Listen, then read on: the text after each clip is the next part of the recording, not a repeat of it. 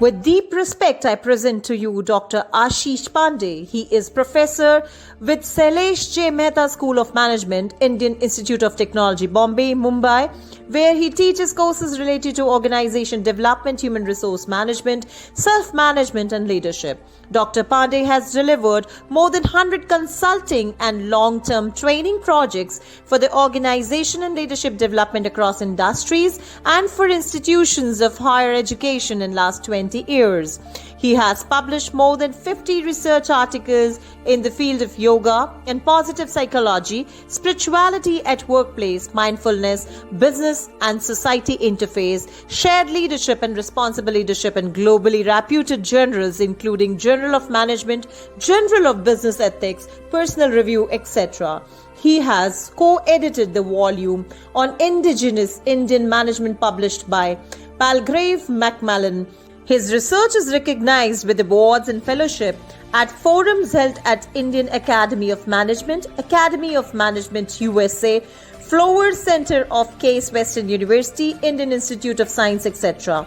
He is a co-founder of www.dharmwiki.org and www.panchakoshawellbeing.in. So, ladies and gentlemen, please put your hands together and welcome Dr. Ashish Pandey. Welcoming our friend is always a matter of joy. Ashish, so happy and honored to have you here to speak on India integrating ancient wisdom into modern education for holistic development. Next 13 minutes are all yours. All stage is yours. Thank you. So, thanks very much to the United Consciousness and all the leaders uh, who are behind this organization and behind this program. This is a pleasure to interact with the August gathering. And as the topic suggested, I am going to share on uh, some of the very interesting experiments we have been conducting on how to integrate the ancient wisdom in the higher education. So it it started about 20 years, not 20 years actually, 10, 12 years ago, uh, at the occasion of the 100th year celebration of Harvard Business School. uh, a project was commissioned under the leadership of Professor Shrikant Datar, and he looked at with two of other colleagues on state of management education and what can be done next. And in that work, they talked about three things: management education for knowing, for doing, and for being. And with the survey, they found that it was observed that there was much less component on the being part. And but there are some very interesting courses in Stanford and MIT where the focus is actually on the being, imbibing certain values which are overarching, which are very important in the field of management, and whatever subfield person joins. Uh, we were that was the same time when we got hold of this work. That was the same time our the school also undertook a restructuring of the course. I had opportunity of coordinating that effort, and we introduced certain workshop course independently, and one of them was self-awareness and relating with world. We included mindfulness, yoga-based practices, and as mentioned, I am a part of a engineering and technology university. And if you introduce something and people expect that you give empirical evidences of what you have introduced is working or not. So we thought that the existing issues and challenges which are faced by our students and generally observed in the field of management, those, if we are able to tackle through the ancient wisdom, ancient practices arising out of that wisdom, that will be a useful outcome, that will be a demonstrable thing. So first thing we looked at was the issue of reasoning of their action. There is one thing called ethical behavior. Ethical behavior is meaning you act ethically, but equally important is uh,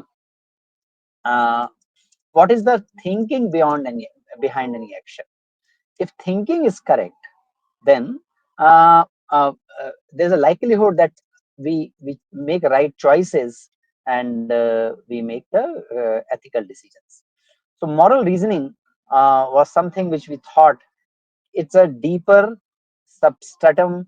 It's a deeper layer of consciousness, deeper than the action. So we looked at the moral reasoning as a desirable outcome, and we looked at the the psychological process because in the scientific research, it is not only sufficient to demonstrate that a certain variable is affected by a certain intervention, is associated with the certain intervention. We need to identify the pathway. We need to identify the mechanism. So first we have to identify the mechanism, and we looked at the moral reasoning is it can be increased with the compassion and can be decreased with the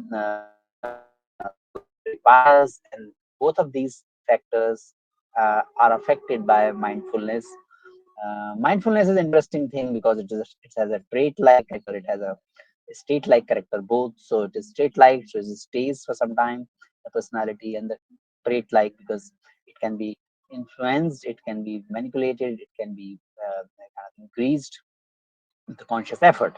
So we did this, and we so moral reasoning is assessed through case studies, followed by 7 questions. Those questions are then the qualitative responses are converted into quantitative responses, and we found that there was a significant rise in the experiment group in the which practiced mindfulness even just 7 weeks. So that was a very encouraging finding. It was published in the Business Ethics European Review. We also looked at some of the.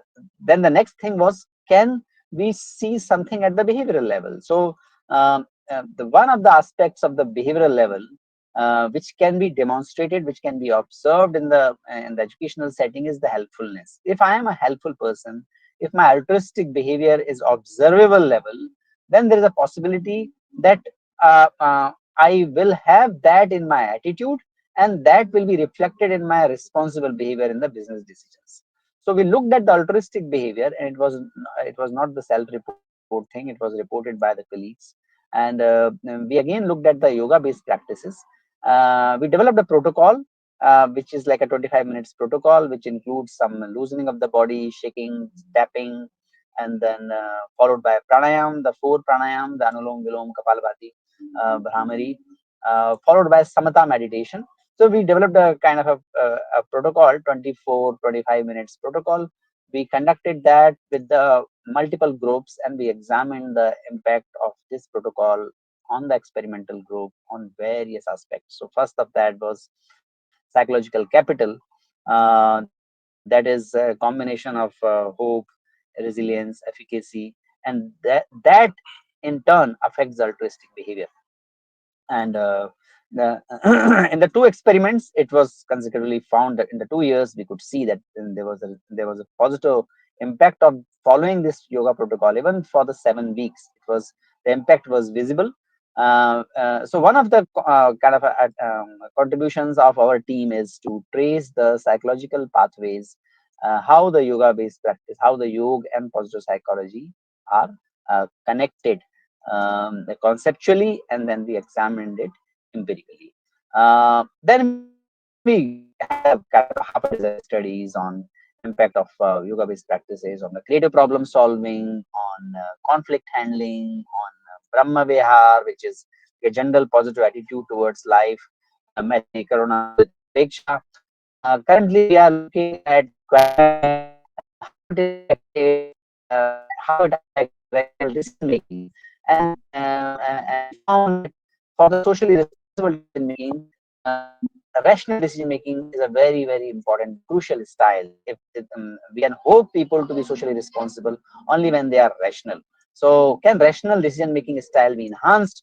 It can be enhanced by decreasing the mind wandering and increasing the emotional awareness, and that's what we have observed. Multiple PhDs were completed on this. So the first PhD on the yoga-based practices was done by Ajinkya, who is now Dr. Ajinkya Navre, who is a faculty member at SP Jain. They looked at impact of karma yoga on positive psychological outcomes. And then Chirag Dagar is another scholar who has worked on the yoga based practices on flourishing and creative problem solving. He is a faculty member at XLRI.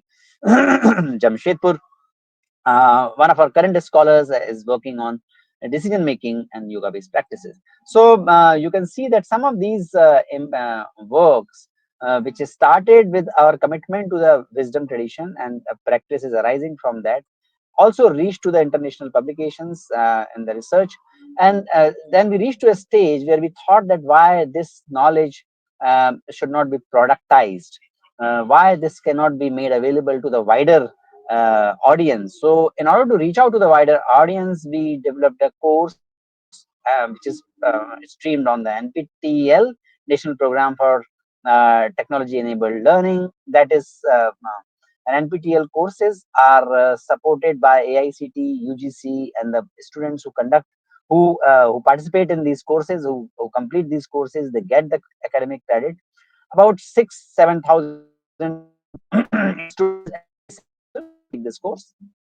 And another way of productizing this knowledge was in the form of www.panchakosha-wellbeing.in. Panchakosha-wellbeing.in is a indigenous yoga based Indian wisdom based wellness index which is relevant at the individual level, at the corporate level. So we have launched a corporate level wellness index, and also individual level wellness can be checked on that. It is not only assessing the index, it is not only assessing the wellness, which is based on the notion of panchakosha, the notion of 5 layers of self, which is the basis of the yoga based practices: physical, intellectual, emotional, anandamaya kosh.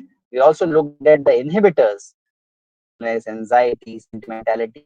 These are the inhibitors which pull back our mental health, and these are the and 5 are the well-being. They build our they are the foundation of our well-being. At the synthesis of this, at the treatment of these scores, we come up with the wellness score. These wellness scores can be aggregated, and the corporate index, wellness index, can be calculated. We not only do the assessment of the index, but we also the tool also suggests what are the specific 4 interventions at different levels which are useful for the user to reach to the next level of well-being. And if as the score changes, the interventions also change. So if you are at the flourishing zone, you need to do something which to maintain the flourishing, and if you are in the languishing zone, you need to reach to the moderately level of flourishing, higher level of well-being. So for everybody, there are interventions very well scientifically identified, arising from the cognitive psychology, from the positive psychology, from the yoga-based practices, from the Ayurveda. So these interventions are identified.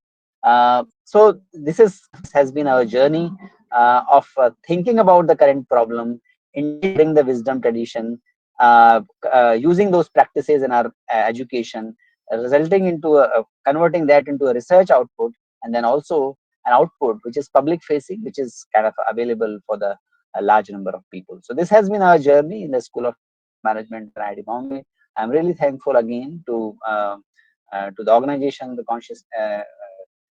United Consciousness, for and Vikrantji for giving me the opportunity to share these things with the August today. Thank you very much. Thank you very much, Ashish ji. And we recommend people to watch Dharma Pedia also, and uh, panchkoshawellbeing.in, as Ashish ji mentioned. They have done path breaking work in promoting ancient wisdom in modern living. And yes, when it is empirical, based, backed by scientific research, it increases our trust in what our forefathers have been telling us. Thank you very much, Professor Pandey. Thank you very much. Thanks very much. Thanks. On behalf of United Consciousness, I thank Professor Ashish Pandey for coming on to the platform of United Consciousness and sharing his views.